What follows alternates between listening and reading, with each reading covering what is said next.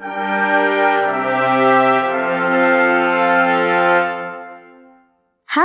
selamat datang di channel Audiobook Lengkap, kumpulan berbagai audiobook berbahasa Indonesia dan Inggris terlengkap. Walaupun sudah mendengar isi buku ini, jangan lupa untuk dukung sang penulis dengan tetap membeli buku yang asli. Tulis juga di kolom komentar, buku apa lagi sih yang ingin didengarkan? Oke, kalau gitu kita mulai saja perjalanan bertualang ke dunia buku berikut ini. Selamat mendengarkan!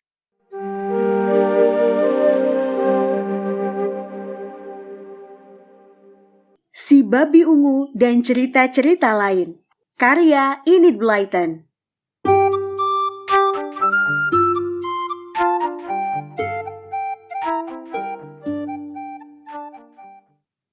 Cerita 1. Si Babi Ungu.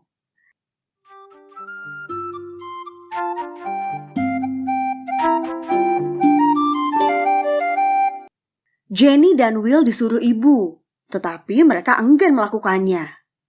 "Aku tak suka pada Nyonya Lamp," ujar Jenny. "Kacamatanya tebal dan tangannya benjol-benjol."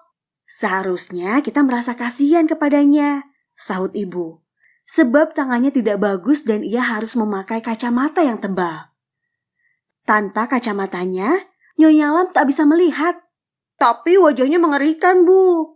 Kelihatannya ia selalu marah," tambah Will. "Sebenarnya tidak," kata ibu. "Nyonya Lamp terlalu banyak berpikir dan hidupnya sangat berat. Kalian tak perlu takut padanya. Pergilah ke rumahnya mengantarkan mantel tuaku ini. Aku berjanji hendak memberinya baju bekas."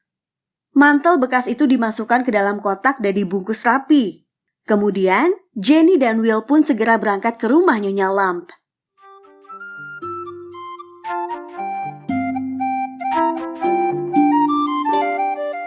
Sesampai di gubuk mungil yang ditinggali Nyonya Lamp, mereka mengetuk pintu. Tetapi tak seorang pun keluar membukakan pintu. Pada saat itu, Nyonya Lamp sedang berada di halaman belakang rumahnya menjemur cucian. Tetapi Jenny dan Will tak mengetahui hal ini. "Oh, dia sedang pergi rupanya. Berarti kita harus kembali lagi ke sini," Jenny berkata. "Tak perlu. Kita masuk saja dan bungkusan ini kita letakkan di dalam," usul Will. "Dengan begitu, kita tidak perlu bertemu dengan Nyonya Lamp. Aku tetap menganggapnya pemarah, meskipun kata ibu tidak." Pintunya tidak dikunci. Dengan mudah Jenny dan Will membukanya. Keduanya masuk ke dapurnya yang mungil namun apik. Perapiannya menyala hangat dan di atas meja terletak sebuah vas berisi bunga.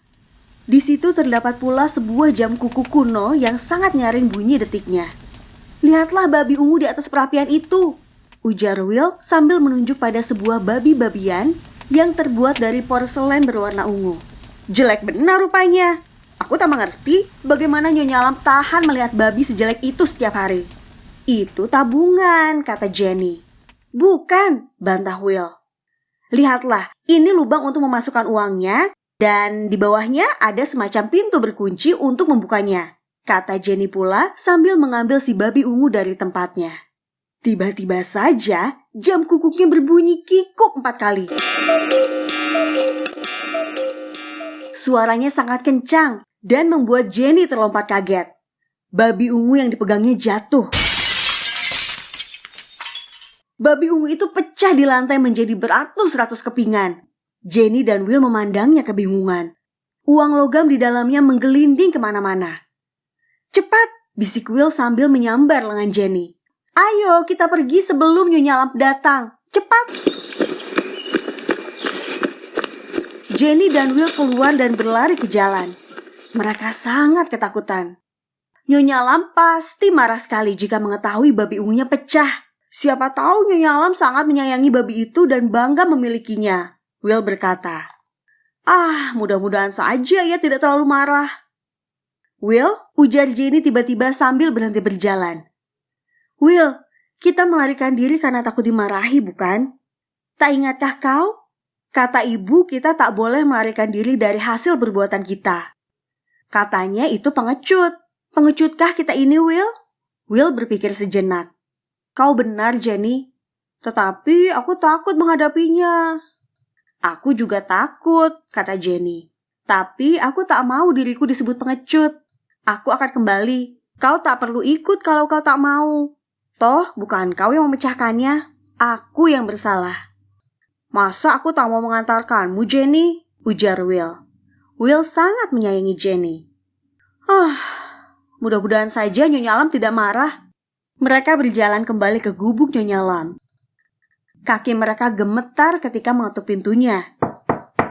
Tak lama kemudian, Nyonya Lam keluar. Katanya sambil mengamat-amati kedua anak itu lewat kacamatanya yang tebal. Kalian inikah yang datang membawakan mantel bagus ini tadi? Benar, Nyonya Lam, jawab Will. Kemudian dengan terbata-bata ia berkata, Dan saya minta maaf. Kami tak sengaja memecahkan celengan Nyonya. Jam kukuknya tiba-tiba saja berbunyi dan saya kaget sekali sampai celengan itu jatuh dari tangan saya, tambah Jenny. Apakah Anda sangat menyayanginya, Nyonya Lam? Kalau memang begitu, saya akan menggantinya. Mungkin tabungan saya cukup untuk membeli celengan seperti yang saya pecahkan itu. Oh, aku malah senang sekali celengan itu pecah, Nak. Nyonya Lam berkata sambil tertawa. Bertahun-tahun sudah aku merasa bosan dan benci melihat benda jelek berwarna ungu itu. Jenny dan Will terkejut. Kalau begitu, mengapa Nyonya menyimpannya terus? Tanya Will. Itu pemberian kakak iparku, jawab Nyonya Lam. Dulunya babi itu kupakai sebagai tabungan. Tapi lalu kuncinya hilang, hingga aku tak bisa mengambil isinya. Aku tak sampai hati memecahkan celengan itu. Sebab kalau kakak iparku tahu, ia pasti sakit hati dan marah. Kakak iparku pemarah, aku tak mau dimarahinya.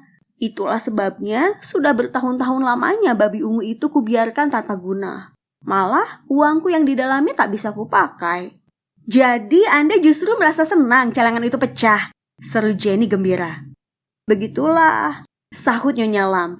Aku harus berterima kasih kepadamu karena telah memecahkannya. Nah, sekarang tolong punguti uangku yang tercecer di lantai. Mataku sudah kurang awas. Dan lagi ada yang sedang kubakar dalam oven. Aku mesti cepat-cepat mengangkatnya supaya tidak gosong. Jenny dan Will memunguti uang yang tercecer di lantai. Cukup banyak juga jumlahnya. Nyonya Lam senang sekali melihatnya. Oh, aku kaya, katanya. Dan sekarang aku tak perlu lagi duduk memandangi babi jelek itu. Kami permisi pulang, Nyonya Lam, ujar Will. Pulang? Jangan terburu-buru begitu, cegah Nyonya Lam.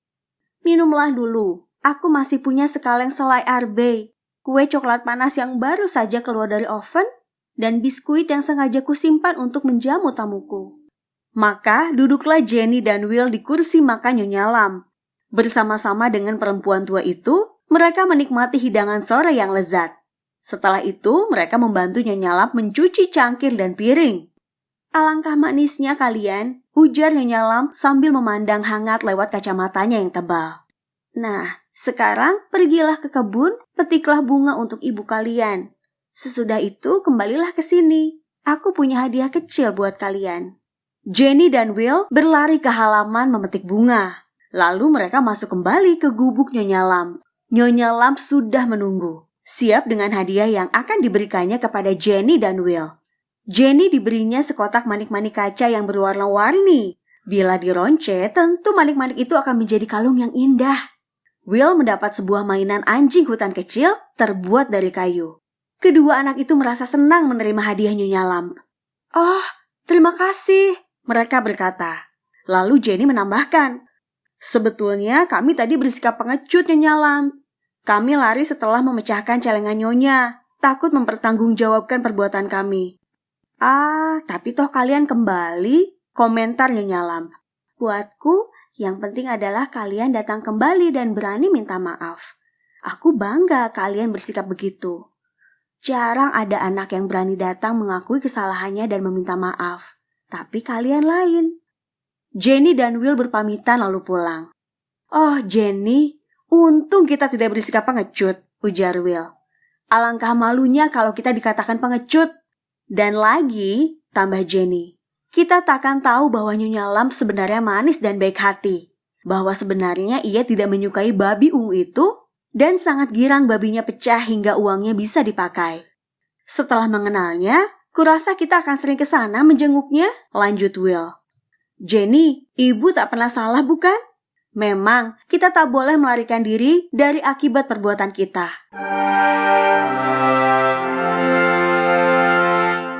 Terima kasih sudah mendengarkan cerita ini. Jangan lupa like, subscribe, dan kirimkan saran buku apa lagi yang ingin didengarkan. Sampai jumpa di petualangan buku berikutnya.